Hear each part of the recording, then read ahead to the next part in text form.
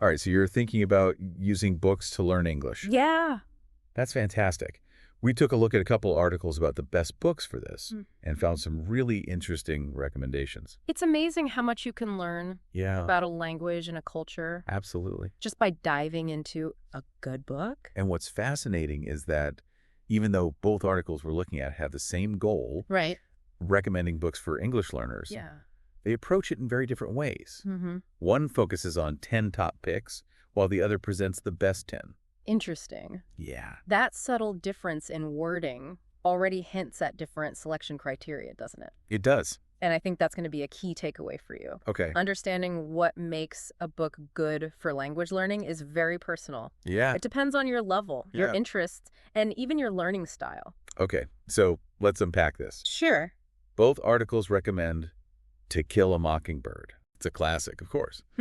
But I'm curious, why is it such a popular choice for language learners?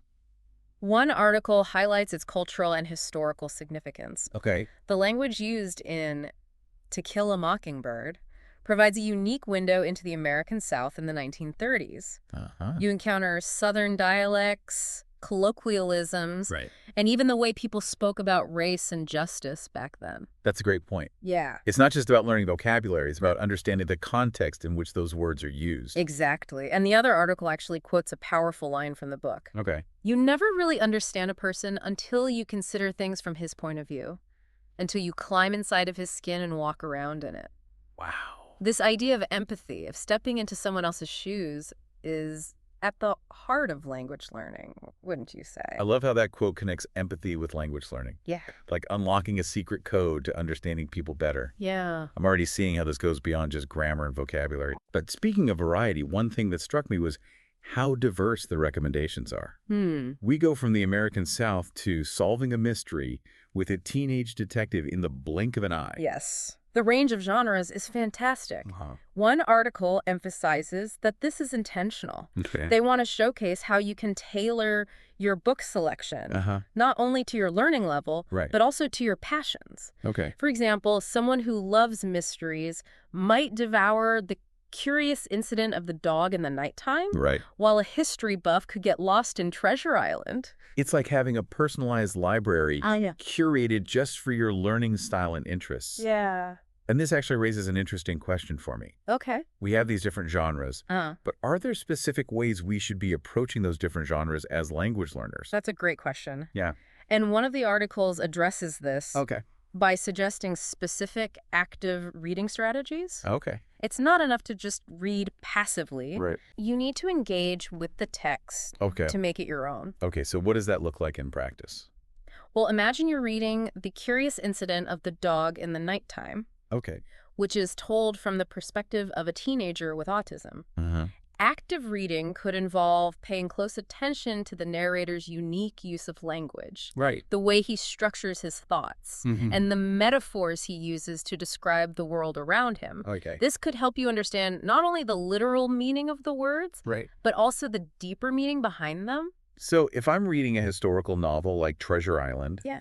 maybe I could focus on the nautical terms, the dialogue, and the way the author describes the setting to really get a feel for the language of that time period. Exactly. And you could even make a glossary of those terms to expand your vocabulary. Ooh, I like that. Yeah. A glossary. Yeah. That's a good idea. The key is to be intentional about your reading and to choose strategies that align with the genre and your learning goals. I'm already feeling more confident about navigating these book recommendations. Good.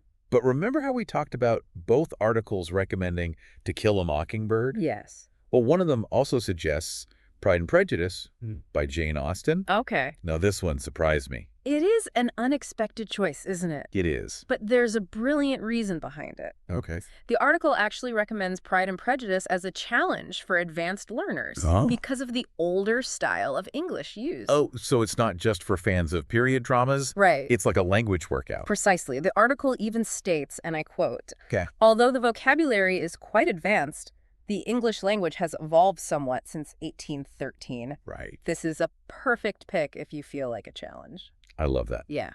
So we have To Kill a Mockingbird for immersion in American culture and Pride and Prejudice for stretching our vocabulary limits. Yes. But wait, there's more. One of the articles suggests a book that they claim could potentially transform not just your English, but your life.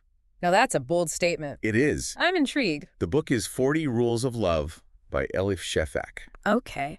And what caught my eye Yeah. wasn't just the book itself, Right. although it sounds amazing, Yeah. but the way the article described it. Uh, They said it could potentially transform wow. not just your English, but your life. That's quite a claim. It is. So it That's- makes them say that. They highlight the book's beautiful writing style Okay. and the Penguin edition's accessibility, even for relative beginners. Okay. They also mention that it's a great pick for anyone curious about spiritual matters. So it's not just about learning the language, Right. but about engaging with profound ideas Yeah. that can spark personal growth. Yeah. It's a beautiful thing. I know. And it leads perfectly into the next part of our deep dive. Okay. We've talked about what specific book recommendations. Yeah. Now let's explore the why and the how. Okay. How can you, the listener, actually use these books to become a better English speaker, reader, and even writer? I'm ready. All right, let's go. Welcome back to our deep dive into learning English with books. We've uncovered some real gems so far. Right. And I'm excited to dig even deeper. As we hinted at before, Yeah. there's more to this than just a list of titles. Right. We need to understand the why behind these recommendations. Yeah. And more importantly, the how. Okay. How can you actually UE these books Right. to become a better English speaker, reader, and even writer? That's the million-dollar question. It is. And luckily, these articles offer some insightful answers. Yeah. One of them goes beyond just listing books and dives into strategies to make your reading more effective Right. for language acquisition. It's all about active reading. Okay. It's not enough to passively absorb the words on the page. Right. You need to wrestle with the text. Okay. Engage with it. Yeah. Make it your own. Okay, I'm all about actionable steps. Good. What does active reading look like in practice? Think of yourself as a detective, Okay. and the book is your case file. Uh-huh. You need to scrutinize every detail, Yeah. highlight clues, Okay. and connect the dots to solve the mystery of the language. I love that analogy. Yeah. So we're talking about highlighting key phrases, Yes. jotting down unfamiliar words, Uh-huh. maybe even summarizing chapters in our own words. Exactly. Don't be afraid to get a little messy with your books. Okay. Write in the margins, Mhm. underline sentences that resonate with you, Right. circle words that trip you up. Okay. The more you interact with the text, Uh-huh. the more it will stick with you. It's like having a conversation with the author, isn't it? Bouncing ideas off of each other, Right. questioning their choices, All right. really getting into the nitty-gritty of their craft. That's a great way to put it. Yeah. And one of the articles even suggests taking this conversation a step further Oh. by joining a book club. Oh, wow. Not only do you get to discuss the book with others who are also learning, Yeah. but you get to practice your speaking and listening skills Right. in a real-world setting. A book club for English learners. What a brilliant idea. It is. I can already imagine the lively discussions Right. and the shared aha moments. Totally. But okay, let's say I'm reading solo. Okay. What are some other active reading techniques I can use? One technique that's particularly helpful for language learners Okay. is to pay close attention to sentence structure. Okay. Break down complex sentences into smaller parts. Uh-huh. Identify the subject, verb, and object, Right. and analyze how different clauses are connected. Okay. This can help you understand the mechanics of English grammar in a more meaningful way. That's a great tip. I often get intimidated by long, convoluted sentences. Yeah. Breaking them down into smaller chunks Right. seems much more manageable. It is. And don't just Yeah. analyze. Okay. Try to replicate. Oh. Use those sentence structures Uh-huh. in your own writing and speaking. Right. It's like learning by doing. Okay. And it can significantly improve your fluency. That makes so much sense. Yeah. It's one thing to understand grammar rules in isolation, Right.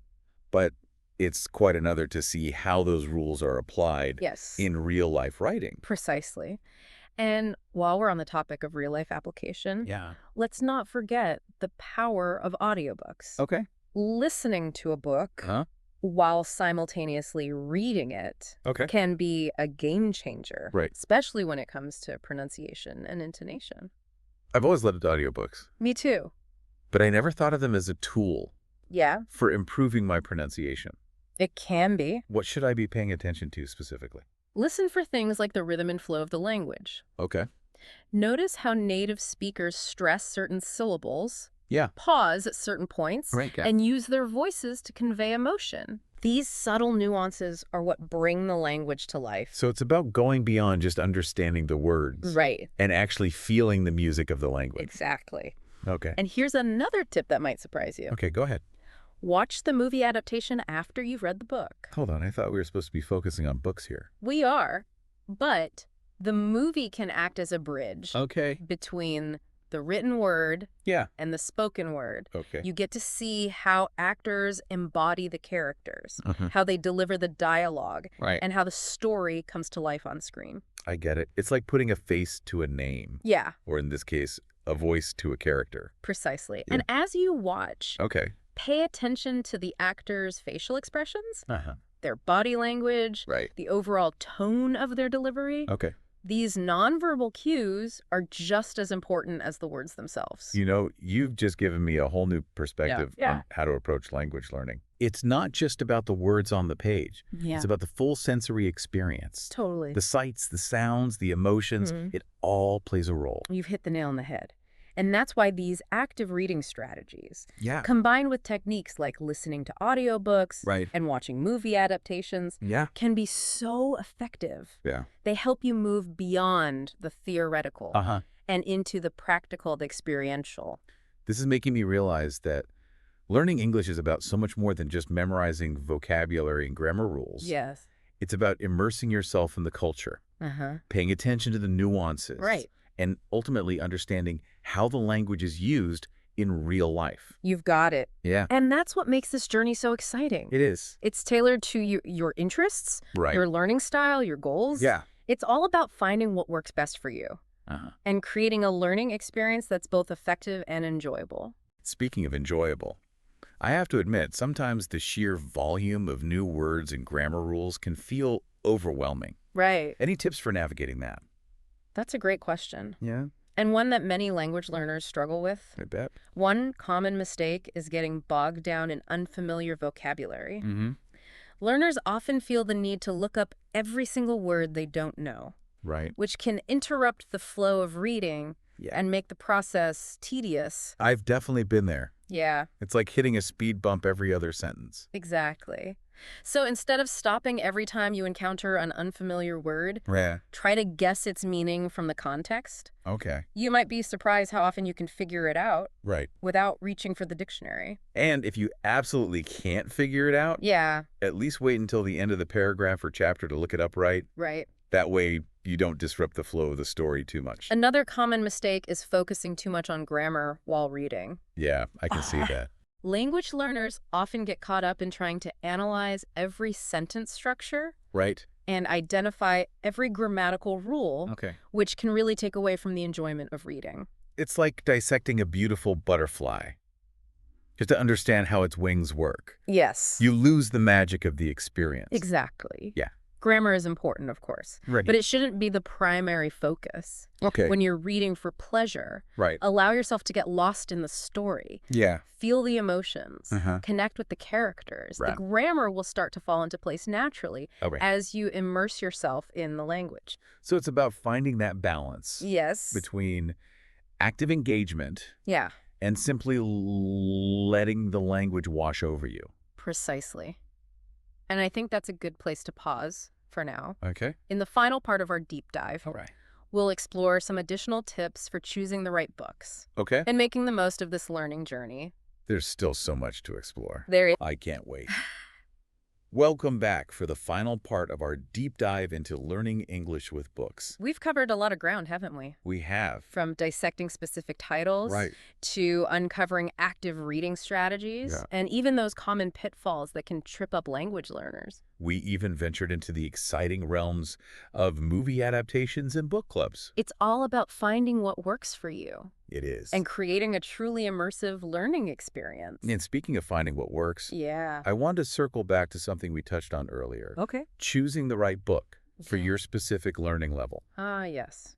Choosing wisely is crucial. It is. It's like setting off on a journey without a map. Right. You might end up lost and discouraged. Okay, so let's say I'm a beginner, just starting out on this language learning adventure. Okay. What should I look for in a book? For beginners, I always recommend starting with books that use simpler language, Okay. shorter sentences, Yeah. and vocabulary you're already familiar with. Children's books, graded readers, Uh-huh. and even graphic novels can be excellent starting points. Those are great options because they often have engaging visuals Right. and storylines that can help with comprehension. Exactly. The focus should be on building confidence and Okay. a solid foundation. So as you progress to an intermediate level, Yeah. you can start branching out. Yes. So what's next for our intermediate learners? They can start exploring young adult fiction, contemporary novels, Uh-huh. and even some nonfiction genres that pique their interest. Okay. Look for books with engaging storylines, relatable characters, Yeah. and a moderate level of vocabulary. I remember when I was at that stage, Yeah. I loved reading young adult dystopian novels. Ooh, cool. They were so captivating Yeah. and really helped me expand my vocabulary and understanding of different writing styles. That's a perfect example. Yeah. And for those who have reached an advanced level Right. and are ready for a real challenge. Bring on the linguistic heavyweights. Exactly. This is where you can dive into classic literature, historical fiction, Okay. and even technical writing if that aligns with your interests. Right. Don't be afraid to push your boundaries Yeah. and explore books with complex sentence structures and Yeah. nuanced vocabulary. Okay. This is where a book like Pride and Prejudice, Right. with its formal language and intricate social dynamics, Yeah. can be a rewarding challenge. I'm starting to see how choosing the right book is like leveling up in a video game. Yeah. You start with the easier levels Right. to build your skills. Yeah. And then as you progress, Uh-huh. you take on more challenging quests. That's a fantastic analogy. And just like in a video game, Yeah. there's no shame in restarting a level if it's too difficult. Right. Or simply not enjoyable. Okay. If you're struggling with a book, Uh-huh. don't be afraid to set it aside and try something else. Right. There are countless books out there waiting to be discovered. That's such an important point. Yeah. Sometimes we put pressure on ourselves to finish every book we start, I know. even if we're not enjoying it. Reading should be a pleasurable experience, It should. especially when you're using it as a tool for language learning. So give yourself permission to be picky. Okay. Choose books that spark your curiosity, challenge you in a good way, Yeah. and make you excited to turn the page. Okay, so we've talked about choosing the right books. Right. But what about setting realistic goals? Oh, yeah. Good point. It's easy to get overwhelmed with a towering stack of books Right. and ambitious reading plans. You're absolutely right. It's important to pace yourself and create a sustainable reading routine. Okay. Instead of trying to read an entire book in one sitting, Right. break it down into manageable chunks. Okay. Maybe set a goal of reading a chapter a day, Yeah. or even just a few pages at a time. I love that idea. It's like those fitness challenges Yeah. where you start with small, achievable goals Yeah. and gradually increase the intensity. Exactly. Consistency is key. Okay. It's much more effective to read a little bit every day Right. than to try to cram it all in at once. I agree. And don't forget to celebrate your progress along the way. I like that. Each page you read, each new word you learn, Mm-hmm. is a step closer to fluency. This has been such an inspiring and insightful deep dive. It has. We've learned so much about using books to learn English, Yeah. from choosing the right titles Uh-huh. to applying active reading strategies Right. and even setting realistic goals. It's been a pleasure exploring this topic with you. And we hope you, dear listener, feel empowered to embark on your own Yeah. book-filled language learning journey. Yes. Remember, the world of literature is vast and waiting to be explored. It is. Choose wisely, Yes. read actively, Yeah. and most importantly, enjoy the ride. Happy reading.